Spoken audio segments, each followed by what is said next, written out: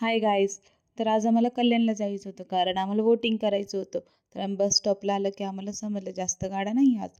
2-3 असणार, त्याच्यासाठी एक गाडी आली. तिची आम्ही ट्रॅफिक पाहून आमचीच हालत जाम झाली. बोलले नको यार, जायचंच नाही आम्हाला. सेम असे रिॲक्शन झाले. नंतर आम्ही विचार करत बसलो, यार करायचं काय नेमक्यात, आपल्याला घरी तर जायचंच आहे. तेवढ्यात मग दीदी आली. ती म्हणाली चल आपण ना काय करू, प्रायव्हेटने जाऊ. प्रायव्हेटने पटकन पोचू. त्याच्यावर आम्ही रिक्षा पकडली. पटकन आम्ही पुढे गेलोच आम्हाला लगेच गाडी भेटली कल्याणला जायला. त्यात बसलो. आम्हाला चांगली जागा वगैरे भेटली. त्याच्यानंतर आमच्या मॅडम लगेच झोपून पण गेल्या. तिला जिथं नाही तिथं झोप येत असते, येडी बाई. बस हवा निकल गई.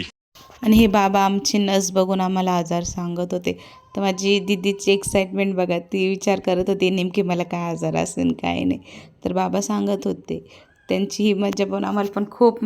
तो रुको, क्लाइमॅक्स अभी बाकी है. नंतर आम्ही पुढे निघालो. आम्हाला मग हळूच पुढे जाताना घाट लागला. घाटाला पोचलो. घाटाच्या वरती गेलो. नंतर आम्हाला माकडे दिसले. माकडासाठी हे चपाती वगैरे टाकायला गेले.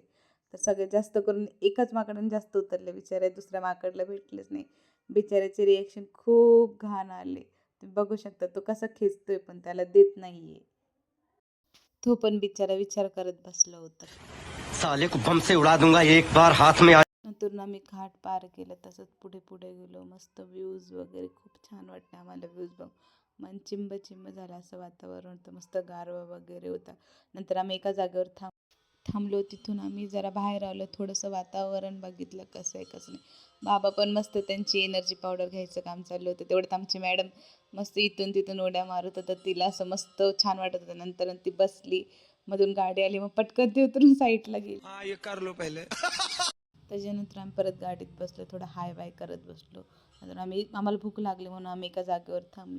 मस्त आम्ही आतमध्ये गेलो. आम्ही निवांत बसलो थोडंसं. नंतर आम्ही ऑर्डर दिली वडेपावची. या मॅडमचे मस्त शूट चाललं होतं. त्यात या आजींनी पण मस्त तिच्यासारखी स्टाईल मारली. मग आमचे वडेपाव आले. आम्ही एकामेकांना सर्व करत बसलो. नंतर आम्ही खाल्ले वगैरे. छान लागले. गरम गरम होते. सगळ्यांनी 2-2 खाल्ले. त्यांनी ज्यांना आवडले त्यांनी खाल्ले अजून जास्त. नंतर मी आणि दीदी मस्त खाली गेलो. तिथं एक मोठा डॅम होता. त्या डॅमचं पाणी एका साईडने चाललं होतं. तर आमच्या मॅडम मस्त पळत चालल्या होत्या. तिची एवढी एक्साइटमेंट होती. समझ नहीं आता कि साथ रहो. तर मस्त गार पाण्यामध्ये पाय टाकून बसले. आमच्या मॅडमने तर तोंडच धुवून घेतलं. तिला काय आवडलं काय माहिती, मला तर बिलकुल आवडलं नाही. बंद करो हाथ जोड़ के त्याच्यानंतर मी माझ्या दीदीसाठी मस्त चहा आणून दिले कारण की ती मस्त थंड पाण्यात पाय वगैरे टाकून बसली होती. तर आम्ही दोघींनी मिळून मस्त चहा पिला. मी मस्त अर्ध्या पाण्यात पाय टाकून चहा पीत बसले होते. मस्त बाबांचे पण फोटोशूट वगैरे चालले होते. वोट फॉर मोदी त्यांचं असं चाललं होतं. आणि ह्या दोघांचं वेगळंच काहीतरी चाललं होतं. मस्त हे मासे पकडत होते पण त्याला एक पण मासा भेटला नाही. कौन है ये लोग, कहाँ से आते हैं? नंतर निघालो. मस्त एन्जॉय वगैरे केली. निघालो. आमच्या मॅडम खूपच थकल्या होत्या. ती लगेच येऊन माझ्या मांडीवरच झोपून गेली. तिला झोपवलं. तसंच आम्ही पुढं जाता आम्ही आमच्या जागेवर पोचलो. अंबरनाथला पोचलो. तिथून आम्ही सगळ्यांना बाय बाय केलं. सगळ्यांना खूप मस्त वाटलं यांच्यासोबत आम्हाला प्रवास करून. नंतर आम्ही लोकलमध्ये गेलो. तिथून तिकीट वगैरे काढले. आमची लोकल आली. आजींना पण आमच्यासोबत यायचं होतं. ह्या पण उतरल्या. मी पण आले. तेवढ्यात माझा भाऊ आला आम्हाला घ्यायला. आम्ही घरी आले. हा तेवढा एक्साईट झाला आम्हाला बघून. एवढा मस्त ठुमके मारत होता. हाय हाय.